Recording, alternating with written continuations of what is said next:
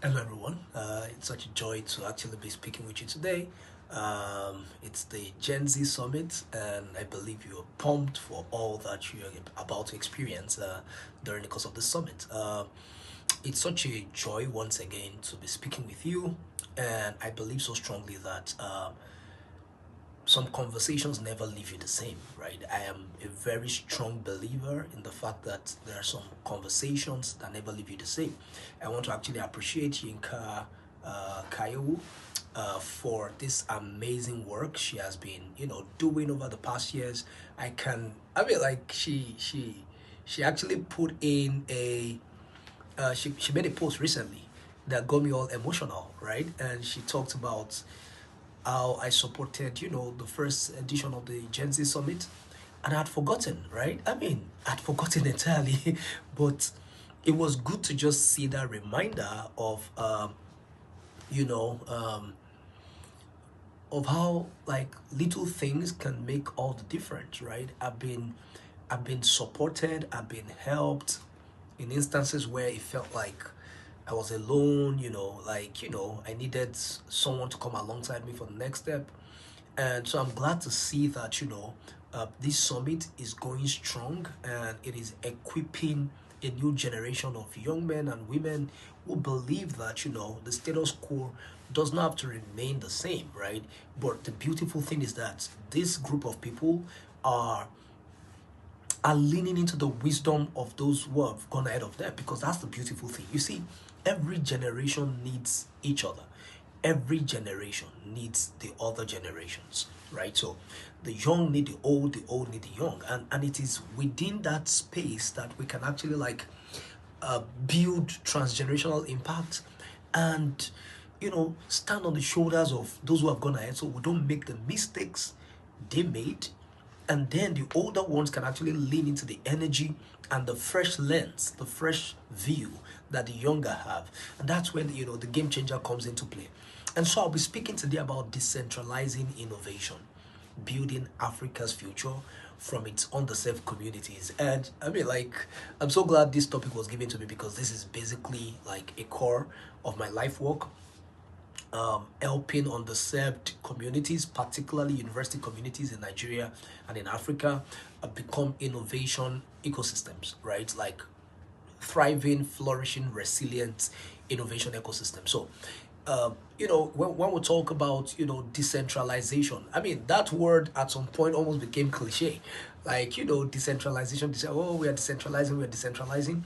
But even when some words become so overused, the fact that they are overused does not rid them of the import of what they convey. Decentralization is a key essential theme, right?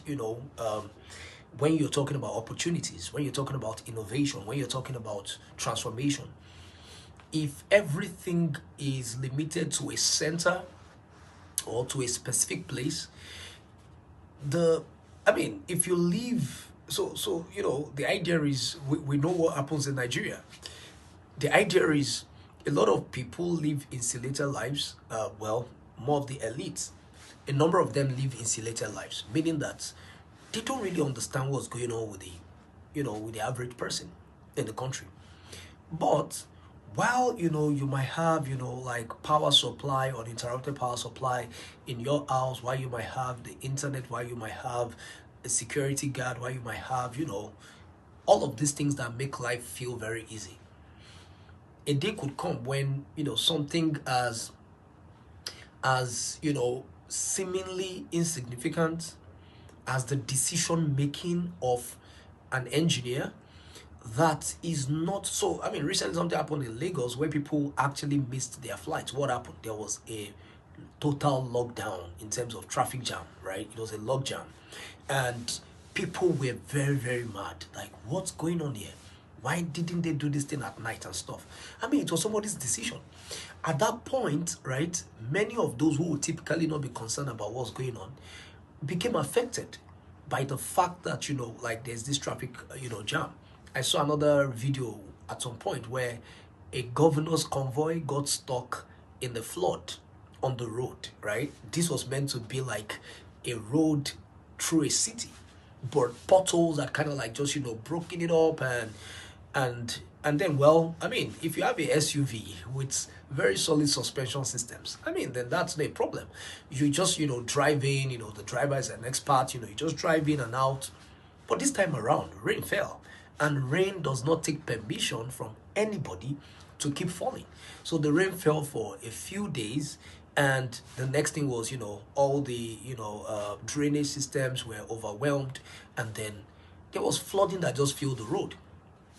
Unfortunately, when a road is flooded with muddy water, you don't get to see where the potholes are. And so the next thing is, this convoy is driving, and then this SUV, gets stuck in a ditch, in a pothole, right on the road. And so this, I am mighty person was stuck in the car. The what's it called? The orderlies, and the driver, who were all kitted up in suits, had to actually come out in the rain, and like they had to roll up their trousers to kind of like come. They were in suits, but they experienced that. Look at, if that person, if that leader, for instance, was being looked for by people that were not happy with him, that was an exposure. I mean, it was basically exposed, right? So that was a possible security breach already brewing up, right? So I'm saying all this to show that if we do not intentionally pay attention to decentralization of innovation opportunities and all of that, it will affect us down the line. If education is not, quality education is not decentralized to the seeming villages, towns that are underserved, what happens is that those who don't get good quality of education could begin to practice vices, and those ones can become the threat to those who actually went to very elite schools and are doing well for themselves. So any demographic or any area we neglect would most likely come back to bite us later. And that's how we should think. We should think about ecosystems, and not just some, not just how do I call it? Not just a what concerns us immediately. And so I'm going to just dive into this topic. How do we decentralize innovation? How do we build Africa's promise, particularly in underserved communities? So whenever I think about this process, the first thing I think about is a mind shift. Can you say mind shift? Mind shift. Now, nobody, no country, no city, no town can rise above the aggregate of its mindset. I need you to pay attention to that. No town, no city, no country can rise above the aggregate of its mindset. Meaning that if there are geniuses in a place, and the geniuses, right, are outnumbered by those who are, how do I call it, like, whose mindsets are warped, no matter what those guys do, right, these other guys, particularly if they are the larger sized group, they're going to bring down, right, the average intelligence in that location. So one of the first things that I began to do as a leader in Obomosho was I recognized that the quality of thinking was going to be the bedrock for any transformation we wanted to see. And so one of the things we first started to do was to start teaching critical thinking and creative thinking. We began to teach it in person, virtually, and over the radio. We began to teach it to secondary school students, right?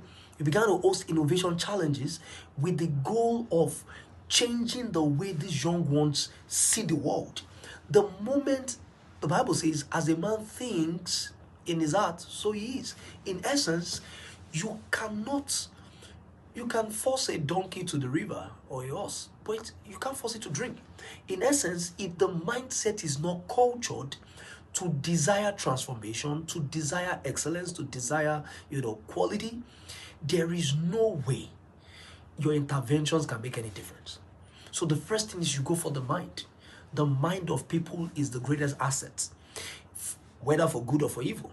And so the mind is the first thing we need to take care of. we need to be intentional about culturing the mind. And one of my biggest work right now is actually culturing the minds of people. So I have a Telegram page called Lead with JD. And basically what I'm seeking to do with that Telegram page is to introduce new ways of seeing life, new ways of thinking, new ways of, how do I call it, new ways of showing up, new ways of crafting our stories. A lot of Nigerians, right, think from a deficit perspective, a deficit mindset, from a scarcity mindset.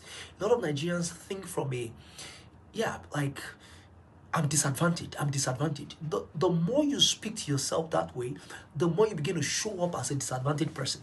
So the mindset is the first thing.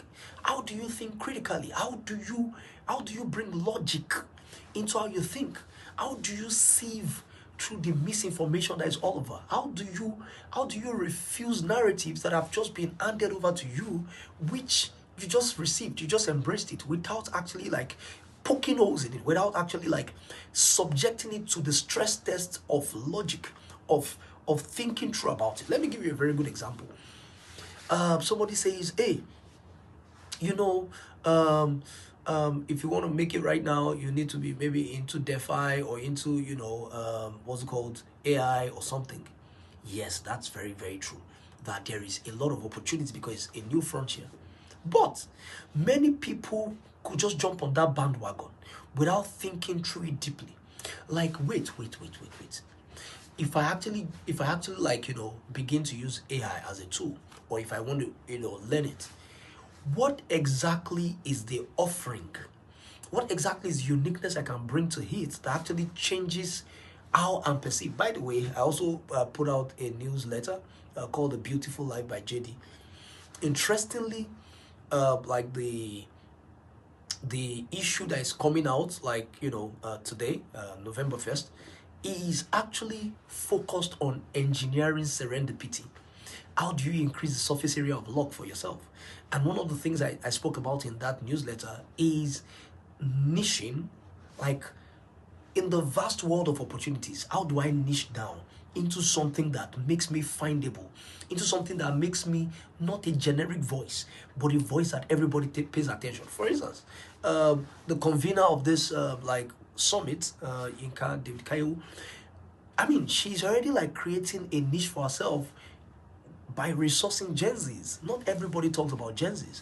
But now, the moment conversations around Gen Zs come up in Nigeria, and name will be picked up, it's actually like something that will be compounding over the years.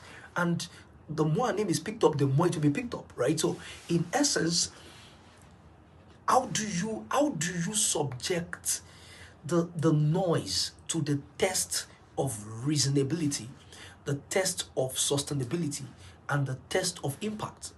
How do you subject all the, like, the different things that go around? For instance, some people might hear, I mean, it's still in this age that we hear a lot of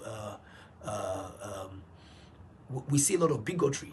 People say this tribe and that tribe and that tribe, like labeling a tribe generic. I mean, like, generically. No. When you think, you realize that a lot of the assumptions made were, like, urban legends created, or it was the case of a few people that have now, and this is it. For instance, I travel around the world and people see me and they're like, wow, you are making us think about Nigeria differently. Like, you have shown us that there is a different type of Nigerian. Why is that the case? Because a lot of the content that goes into the world about Nigeria seems to be negative.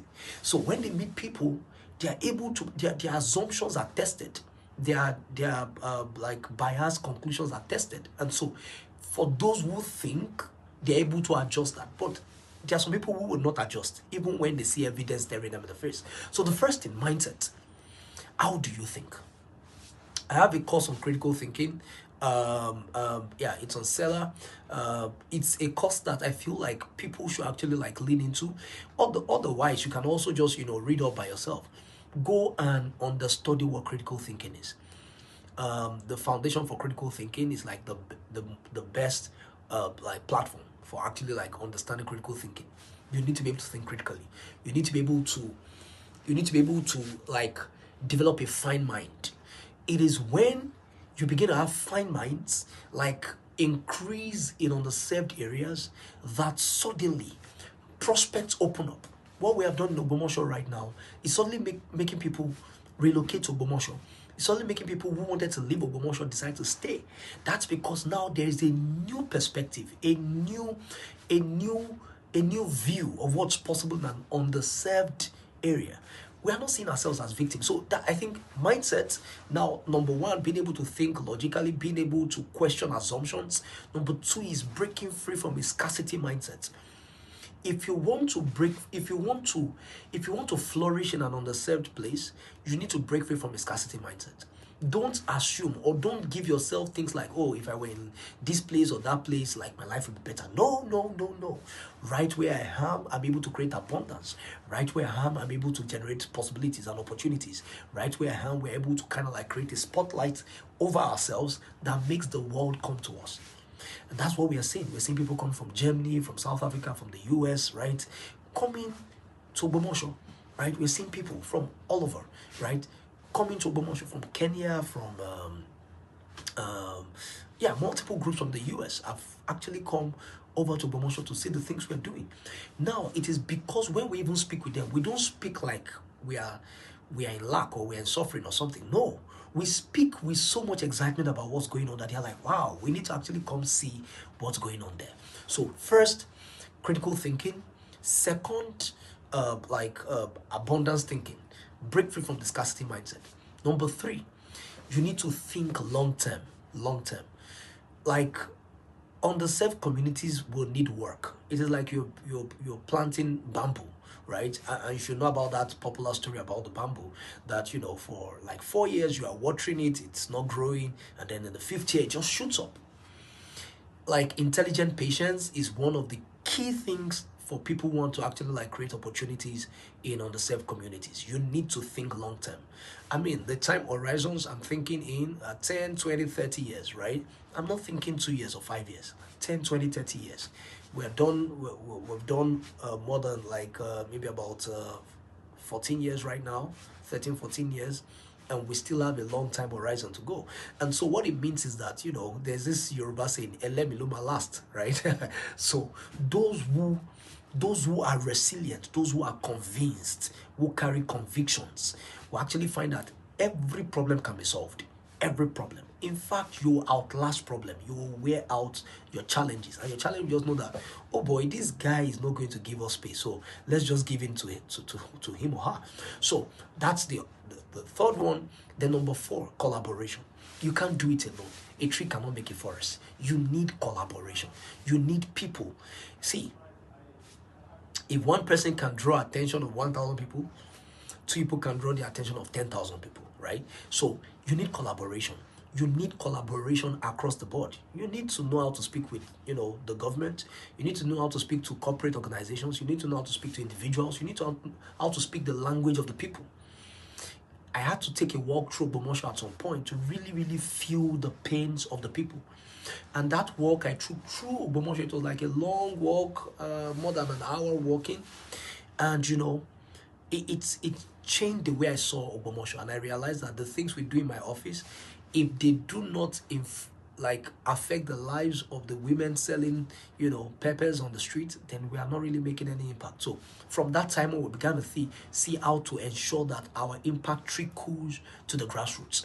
And it has really changed stuff. But we've done it in partnership.